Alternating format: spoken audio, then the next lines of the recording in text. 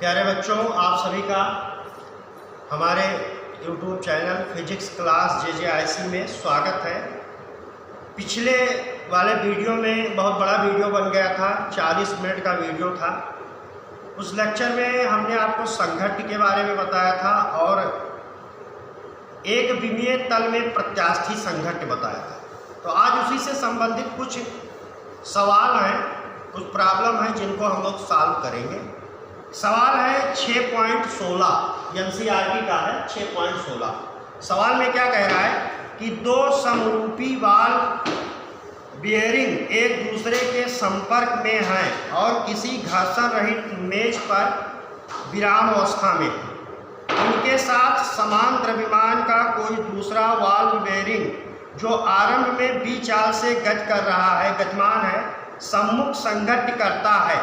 यदि संघट्ट प्रत्यास्थ है तो संघट्ट के पश्चात निम्नलिखित चित्र में से कौन सा परिमाण संभव है, कौन सा परिणाम संभव है। ठीक है, देखिए एक क्या है सवाल में कि दो वाल्व बेयरिंग है, दोनों किसी घर्षण रहित मेज पर विराम में रखे हैं।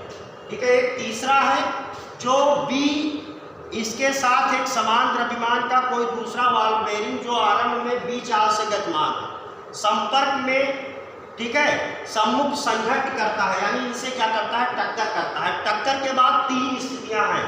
पहली स्थिति है कि पहला वाला विराम में हो जाता है, दूसरा और तीसरा जो है ये दोनों, दूसरा तीसरा V/2 वेग से गति करता है। दूसरा वाली स्थिति क्या है कि पहला और दूसरा विराम में आ जाता है और तीसरा वाला B वेग से गति करता है। तीसरा कंडीशन है कि तीनों V/3 वेग से गति करते हैं। अब इसमें आपको ये बताना है कि कौन सा सही है। यदि संघट्ट प्रत्यास्थ है तो संघट्ट के पश्चात निम्नलिखित में से कौन सा परिमाण संभव है। ठीक है ना, देखिए इधर समान द्रव्यमान की बात कर रहा है, यानी सभी का द्रव्यमान क्या होगा, यहाँ पे समान होगा। ठीक है ना, तो देखिए इधर इसको हम सॉल्व करेंगे। तो माना प्रत्येक बॉल बेयरिंग, जो बॉल बेयरिंग है, ठीक है, का द्रव्यमान स्मॉल m है, तीनों का समान द्रव्यमान के, तो तीनों का द्रव्यमान क्या है, स्मॉल क्या है, m है। तो देखिए इधर संघट्ट के पूर्व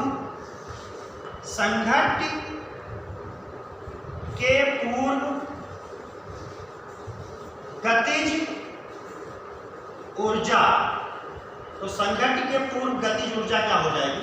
देखिए संघट्ट के पहले, तो संघट्ट के पहले ये दोनों विराम में है, गति केवल कौन कर रहा है, पहला, तो हाफ m/v², पहले की गतिज ऊर्जा दूसरे और तीसरे की क्या हो जाएगी, 0, क्योंकि ये दोनों क्या है, रेस्ट विराम में है।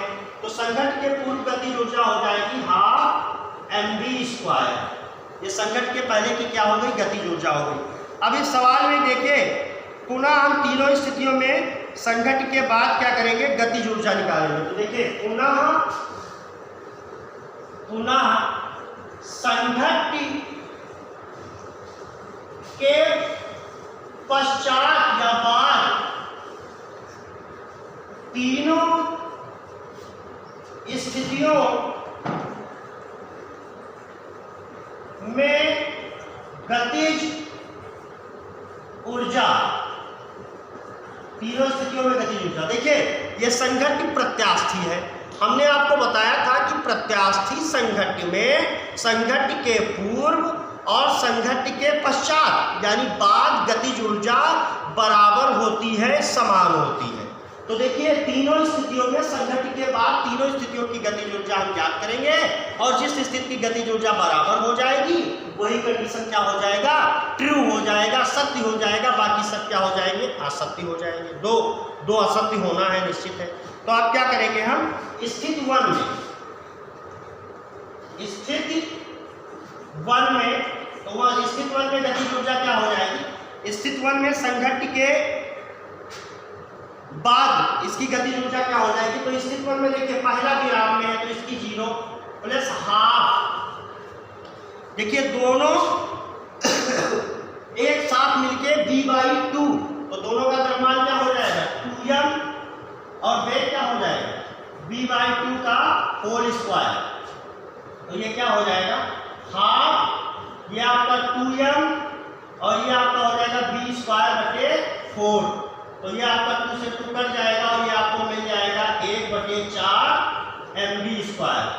ये पहले स्थिति में संघट्ट के बाद की गतिज ऊर्जा है। अब दूसरे स्थिति में हम क्या करेंगे, तो दूसरे स्थिति में क्या हो जाएगी सेकंड में, तो सेकंड में आपकी गतिज ऊर्जा बराबर हो जाएगी, क्या हो जाएगी सेकंड में, देखिए ये दोनों विराम में है तो 0 प्लस हाफ mv², यानी क्या हो जाएगी हाफ mv², ठीक है ना। तीसरी स्थिति में क्या कर दिया जाए, देखिए दूसरे में ये दोनों रेस्ट में है इसलिए 0 और इसका क्या ये गतिमान है किससे v वेग से, तो हाफ इसका द्रव्यमान m और वेग v², तो हाफ mv², ठीक है। तीसरी में क्या है तीनों v/3 से, तो बराबर तीसरी में क्या हो जाएगी हाफ 3m और ये आपका हो जाएगा v/3 का होल स्क्वायर। अब देखिए इधर हाफ 3m और यहाँ पे आपका हो जाएगा v²/9, ये 3 एकम 3 3 त्रिका 9 3 गुना 6, यानी ये क्या आ जाएगा 1/6 mv²। अब देखिए ये आया, इधर ये मान है, इधर ये मान, तीनों में कौन सा मान सही है, तो तीनों में स्थिति 2 वाला मान सही है। कौन सा सही है, चूंकि संघट्ट प्रत्यास्थ है अतः गतिज ऊर्जा संरक्षित होनी चाहिए, यानी नियत रहनी चाहिए। तो टक्कर के पहले गतिज ऊर्जा कितनी थी, टक्कर के पूर्व ये गतिज ऊर्जा आपकी है हाफ mv²। अब देखिए कौन से कंडीशन में टक्कर के बाद गतिज ऊर्जा हाफ mv² आ रही है, तो कौन सा कंडीशन आपका सही है, दूसरे वाले कंडीशन में टक्कर के बाद गतिज ऊर्जा हाफ mv² आ रही है, क्योंकि दूसरे कंडीशन में पहला और दूसरा रेस्ट में है और तीसरा किस वेग से v वेग से गति करता है, तो उसकी गतिज ऊर्जा सेम आ रही है। इस कारण हम यहाँ पे लिखेंगे स्थिति 2, ठीक है, सही परिमाण, ठीक है, प्रदर्शित करता है और स्थिति 2 ही संभव है, यानी कौन सा कंडीशन संभव है, ये वाला कंडीशन संभव सही है, ठीक है ना। तो सवाल नोट कर लेंगे आप।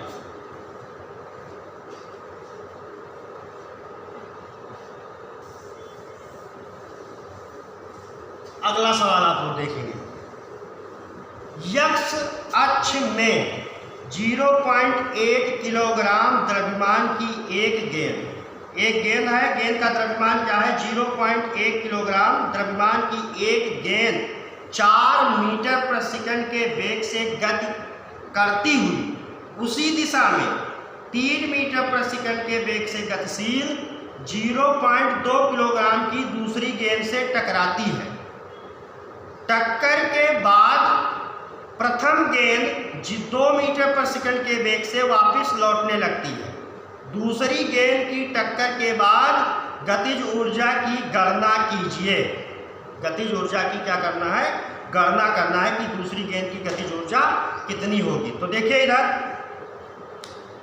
देखिए पहले गेंद का द्रव्यमान, तो पहली गेंद का द्रव्यमान क्या दिया है m1 बराबर 0.1 किलोग्राम।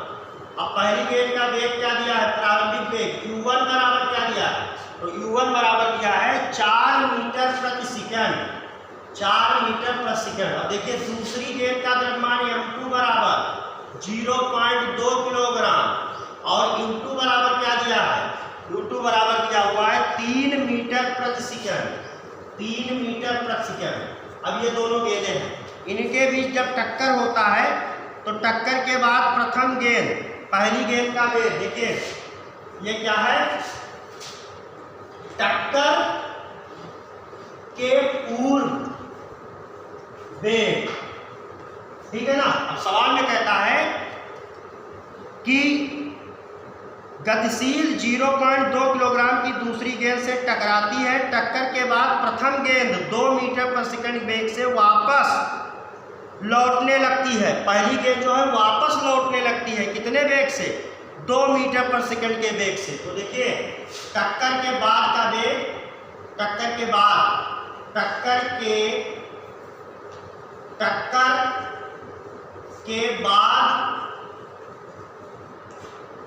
पहली गेंद का वेग, तो पहली गेंद का वेग v1 बराबर कितना दिया है 2 मीटर पर सेकंड के वेग से वापस, यानी मान लीजिए कि ऐसे जा रही थी इस तरफ, ठीक है, तो टकराई टकरा के इधर वापस आने लगी, तो क्या हो जाएगा माइनस चिन्ह के साथ लिखा जाएगा 2 मीटर पर सेकंड दिया। अब कहता है कि दूसरी गेंद की टक्कर के बाद गतिज ऊर्जा की गणना कीजिए। तो अगर दूसरी गेंद का हम टक्कर के बाद वेग ज्ञात कर ले तो गतिज ऊर्जा ज्ञात हो जाएगी। तो सबसे पहले हम क्या लगाएंगे, संवेग संरक्षण का नियम लगाएंगे। तो देखिए इधर संवेग संरक्षण के नियम से, तो संवेग संरक्षण के नियम से टक्कर के पूर्व संवेग बराबर हो जाएगा टक्कर के बाद संवेग, टक्कर के बाद संवेग। तो क्या हो जाएगा,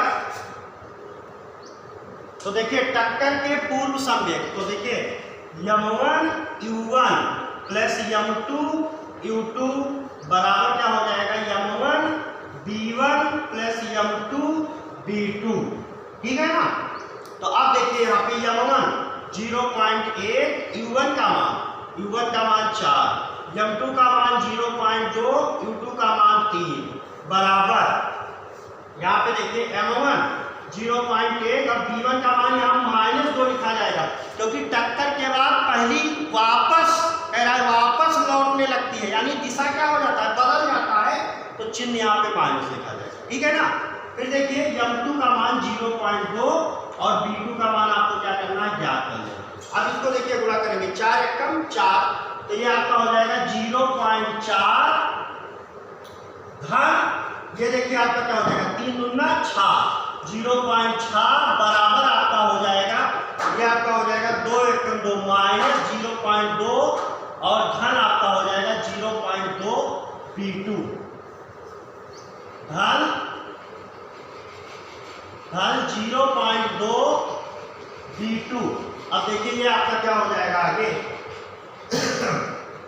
ये इस पक्ष में आएगा 6 4 10, यानी 1.0 धन क्या हो जाएगा 0.2 बराबर हो जाएगा 0.2 b2, तो 0.2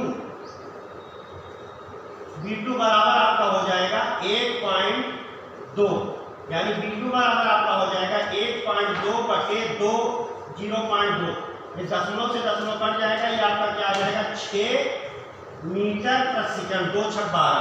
अब क्या ज्ञात करना था आपको ज्ञात करना था दूसरी गेंद की टक्कर के बाद गतिज ऊर्जा। तो देखिए अतः दूसरी गेंद की टक्कर के बाद गतिज ऊर्जा, तो दूसरी गेंद की टक्कर के बाद क्या हो जाएगी गतिज ऊर्जा, क्या हो जाएगा k बराबर हाफ m2 b2 स्क्वायर, गतिज ऊर्जा होती है हाफ m2 स्क्वायर, लेकिन दूसरी का ज्ञात करना था तो m2 b2 स्क्वायर, तो k बराबर हाफ m2 का मान 0.2 और b2 का मान 6 का स्क्वायर। देखिए दशमलव है तो ये 0 यहाँ पे बढ़ जाएगा, तो k बराबर क्या हो जाएगा 36 और 36 दूना 72 और 72 बटे 20, तो ये आपका क्या आ जाएगा, इसको जब भाग किया जाएगा तो आप जब भाग करेंगे तो इसको काट दीजिए तो ये 10 आ जाएगा और ये आपका 36 आ जाएगा, यानी क्या आ जाएगा 3.6 जूल। यही आपका क्या हो जाएगा आंसर हो जाएगा, उत्तर हो जाएगा, टक्कर के बाद दूसरी गेंद की गतिज ऊर्जा 3.6 जूल होगी। देखिए यहाँ माइनस चिन्ह जो मैंने यूज किया है, टक्कर के बाद वापस हो जाती है दूसरी, पहली वाली, पहली वाली टक्कर के बाद वापस हो जाती है, यानी वेग की दिशा बदलती है, तो यहाँ पे चिन्ह अगर उसी दिशा में रहता तब धन होता। ठीक है ना, वापस शब्द सवाल में कहा है, इसीलिए मैंने इस सवाल को एग्जाम्पल में लिया था कि कहीं वापस शब्द अगर न्यूमेरिकल में आए तो आपको कोई दिक्कत ना पड़े, आप कहीं समस्या में ना पड़े। तो इसको भी आप लोग नोट करेंगे।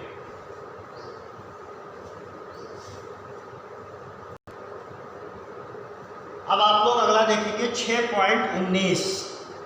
6.19 क्या कहता है कि 300 किलोग्राम द्रव्यमान की कोई ट्राली 25 किलोग्राम रेत का बोरा लिए हुए किसी घर्षण रहित पथ पर 27 किलोमीटर प्रति घंटा की एक समान चाल से गतिमान है। कुछ समय पश्चात बोरे में किसी छिद्र से रेत 0.05 किलोग्राम प्रति सेकंड की दर से निकलकर ट्राली के फर्श पर रिसने लगती है। रेत का बोरा खाली होने के पश्चात ट्राली की चाल क्या होगी? ठीक है ना। देखिए, पहली बात तो आप यहाँ पे ये जान लीजिए, रेत रिसने के बाद ट्राली की फर्श पर ही रह जाती है, अतः निकाय का द्रव्यमान अपरिवर्तित रहता है। चूंकि इस प्रक्रिया में कोई बाह्य बल कार्य नहीं कर रहा है, अतः संवेग क्या रहेगा? संरक्षित रहेगा। तो देखिए, ट्राली व रेत का प्रारंभिक संवेग बराबर ट्राली व रेत का अंतिम संवेग। तो देखिए इधर ट्राली व रेत का प्रारंभिक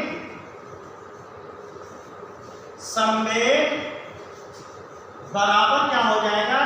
रेत व ट्राली व रेत का अंतिम संवेग बराबर क्या हो जाएगा? अंतिम संवेग। तो देखिए, ट्राली का मान लीजिए द्रव्यमान कैपिटल एम है और रेत का कितना है? Small m. और पहले वेग मान लीजिए कितना है? यू है। फिर देखिए, ट्राली का द्रव्यमान एम, रेत का स्मॉल एम, और अंतिम में वेग क्या हो जाता है? बी हो जाता है। अब देखिए, ट्राली कितनी थी? 300 किलोग्राम द्रव्यमान की कोई ट्राली 25 किलोग्राम का रेत का बोरा लिए हुए, तो यहाँ पे क्या हो जाएगा? 300, और ये आपका कितना हो जाएगा? 300 प्लस 25, और ये आपका यू कितना है? यू क्या कह रहा है? 27 किलोमीटर प्रति घंटे की एक समान चाल से। तो ये आपका कितना हो जाएगा? 27 हो जाएगा, बराबर ये 300। ठीक है, 300 प्लस क्या हो जाएगा? या इसको ऐसे आप लिख सकते हैं, अंतिम आपको याद करना है, बी बराबर आपका हो जाएगा capital M plus small M बटे capital M plus small M into क्या हो जाएगा? क्यू। देखिए, ये कैपिटल एम क्या है? ट्राली का द्रव्यमान। देखिए यहाँ पे लिखे देते हैं ट्राली का द्रव्यमान। तो ट्राली का द्रव्यमान कितना है? द्रव्यमान कैपिटल एम बराबर 300 किलोग्राम। देखिए, रेत के बोरा का द्रव्यमान, तो रेत के बोरे का द्रव्यमान कितना है? तो रेत के बोरे का द्रव्यमान दिया हुआ है बच्चों 25। कितना दिया हुआ है? 25 किलोग्राम। 25 किलोग्राम। अब प्रारंभ में चाल कितनी दी हुई है ट्राली की? यू बराबर, प्रारंभिक चाल यू बराबर दी हुई है, कितनी दी हुई है? 27 किलोमीटर प्रति आवर, प्रति घंटा। ठीक है ना। तो अंतिम वाला याद करना है बी का मान। अब देखिए, यहाँ पे रेत जो गिरेगा, बोरी ट्राली पे रखी हुई है, ट्राली आप लोगों ने देखी है, बोरी के से जो रेत गिरेगा वो ट्राली के फर्श पर गिरेगा, यानी जो द्रव्यमान है ट्राली का और रेत का वो अपरिवर्तित रहेगा, उसमें कोई परिवर्तन नहीं होगा। तो जब उसमें कोई परिवर्तन नहीं होगा, इट मीन्स इसको आप देख सकते हैं कि 300 प्लस 25 बटे 300 प्लस 25 और इंटू यू का मान कितना है? 27 है किलोमीटर प्रति आवर। तो ये आपका कैंसिल हो जाएगा, तो आपको v बराबर क्या मिल जाएगा? 27 किलोमीटर प्रति आवर, यानी ट्राली की जो अंतिम चाल रहेगी कितना आ जाएगी, 27 किलोमीटर प्रति घंटा ही होगी। ठीक है ना। तो ये आप सवाल आपका लग गया, बहुत इजी था ये, इसमें कुछ दम नहीं था। अब हम लोग आगे बात करेंगे संघट्ट के नए टॉपिक के बारे में। बहुत ही अच्छा तरीका है वो भी, उसको भी हम लोग पढ़ेंगे नेक्स्ट वीडियो में। आप लोग इसके पहले वाला वीडियो मेरा थोड़ा केयर से देखिएगा, बहुत बड़ा बन गया था, 40 मिनट का था, तो उसको आप लोग थोड़ा अच्छे से देख लीजिएगा। किसी भी प्रकार की असुविधा के लिए आप लोग मुझे कमेंट बॉक्स में लिख करके बता सकते हैं, जो मैं आपको समझा दिया करूँगा। धन्यवाद, शुभ दिन।